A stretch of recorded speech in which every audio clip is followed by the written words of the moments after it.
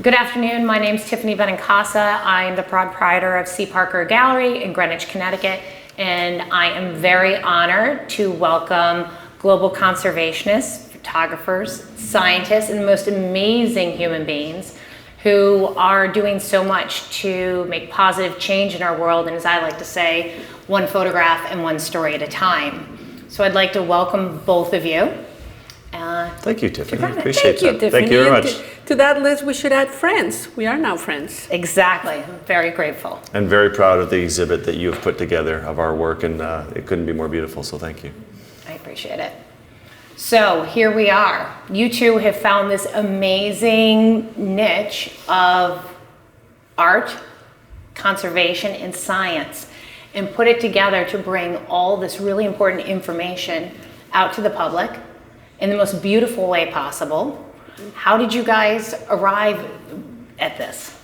It's actually been a very long evolution, I think, for both of us, that you grow up caring. I grew up with the Inuit, Cristina grew up in Mexico, and you grow up connected to these ecosystems, so naturally we both went to be scientists. And then for myself, I love photography, but it didn't seem like there was a career in it. So then I became a biologist and realized I didn't love taking the beauty of nature and putting it into data sets. And I thought if I could just have that same impact as a photographer by connecting a global audience to the important issues based on science, and if I could just get a job with a magazine like National Geographic, so began the long journey to try and get into National Geographic. But after 20 years there, realizing that journalism was a very effective tool for communication, creating awareness, but that's when I met Cristina, this superhero in conservation. So I married her, and she's been my guiding light. Oh, I thought you were going to say my partner. That's good.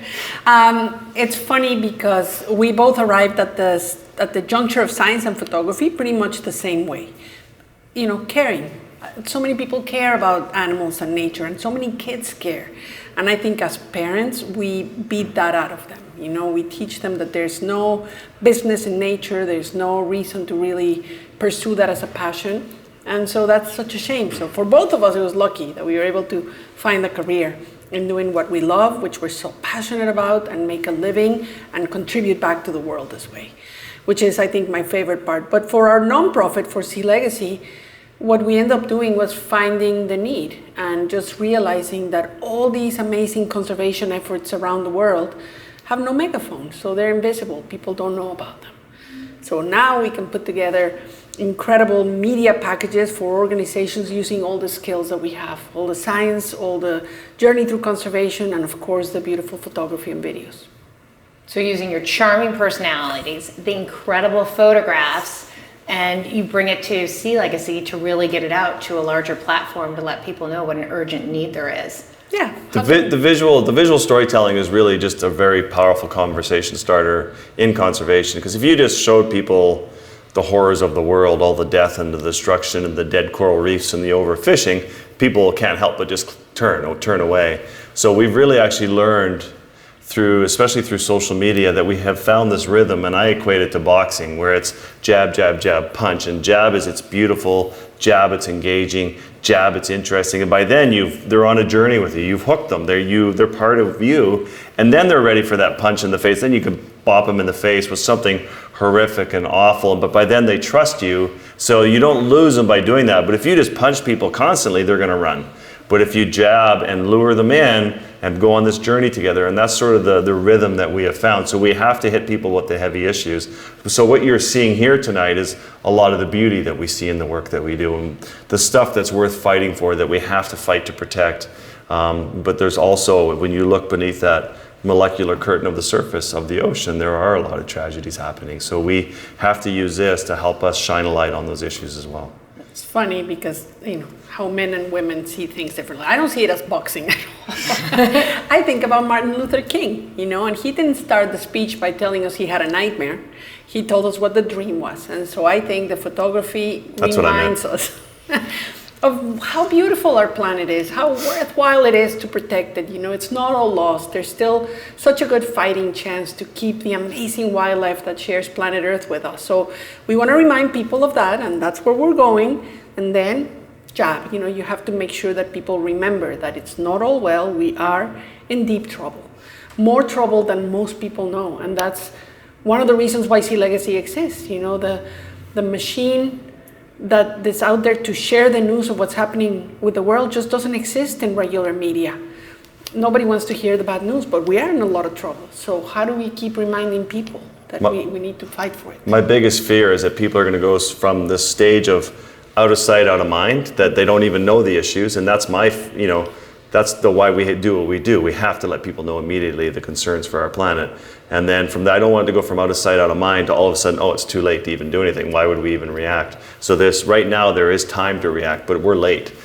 We need to react now. It's really, we are in trouble, but there's time, but we have to get over our political divisions and realize the one collective goal that this is our only home, and this is it.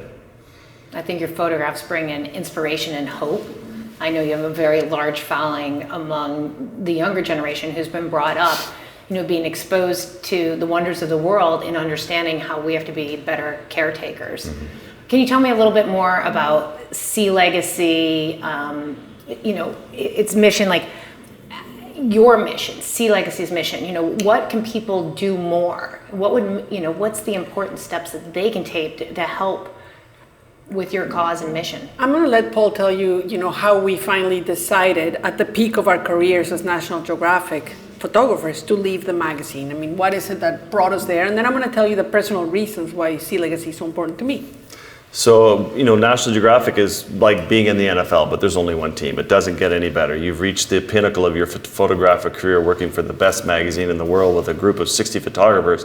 But the part that I started to see in the 2014, I wasn't even into social media, but all of a sudden my social media went very quickly from 1 million to 2 million to 3 million followers. And meanwhile, National Geographic was amazing, but we were working so hard on an assignment for 1 year, sometimes 2 years. The story would come out in the magazine and then it was gone forever. But meanwhile, I'm looking at social media, I'm like, wait a minute, I'm communicating with 3 to 4 to 5 million people every day on my social media, and then Cristina's social media started to take off, and then Sea Legacy, we launched our nonprofit Sea Legacy. That started to take off. We're our own news media channel. Rather than just waiting a year, and also with National Geographic, you were so busy on assignment that you didn't have time to stay and do the conservation follow-up. But now with this nonprofit, Sea Legacy, if we could raise enough funds and money to keep us out there doing this work, telling these stories, and elevating every other organization out there who are the small mom-and-pop operations doing important conservation work, if we could elevate their storytelling, elevate their conservation initiatives, now we're having major global impact. And that's sort of where it was just a natural evolution to slow down at Nat Geo and move our way into our own nonprofit. And we were shooting stories that were heartbreaking. Stories about what's happening in Florida with the water table and the manatees. And we were doing stories about the warming of the Pacific Ocean when the blob, hit there in, 2015. Mm-hmm. And the story was about dead whales and dead sea lions and all these devastation caused by climate change. And we knew that it would be published in the magazine, and then, who follows up? Who makes sure that that story actually gets to the people that create the change? So that's one of the reasons why we started Sea Legacy. It's just like we have to find the champions, we have to find the heroic scientists, the change makers on the ground, and we have to empower them with a story, because otherwise they're invisible. Nobody knows about their efforts, they can't raise money, they can't access the news outlets. How can we shine the spotlight of our following on them? And that was one reason. And the other one is, we're parents. We have children that are, in their 20s and early 30s.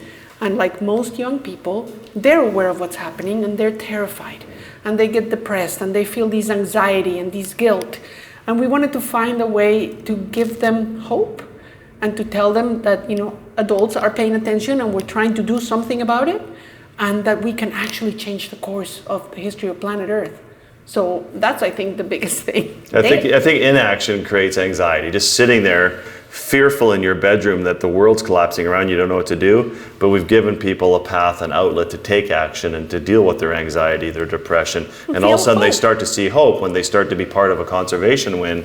And we got to test our model very early on where There are these mile-long nets off of Los Angeles. You know, how many millions of people live in LA, and they're killing indiscriminately throughout the night with a 9-to-1 bycatch ratio, where they're killing dolphins, whales, turtles, just so people can eat swordfish, which we shouldn't be eating anyway. And so we got involved. People had been taking this fight on for 30 years. We went down, we got the visuals, we got the partners, and we put together a communications, marketing, and communication strategy. And we got it passed at the state level to ban these death nets, and then it got crushed at the federal level. But then it was through the perseverance of our base, our following, our community, people signing petitions, that we ultimately got it passed at the federal level. But the part that was critical of that was that it's not an idea that just occurred to us, oh, let's go do the drift nets. No, we knew that Senator Feinstein and then Senator Kamala Harris had introduced the bill.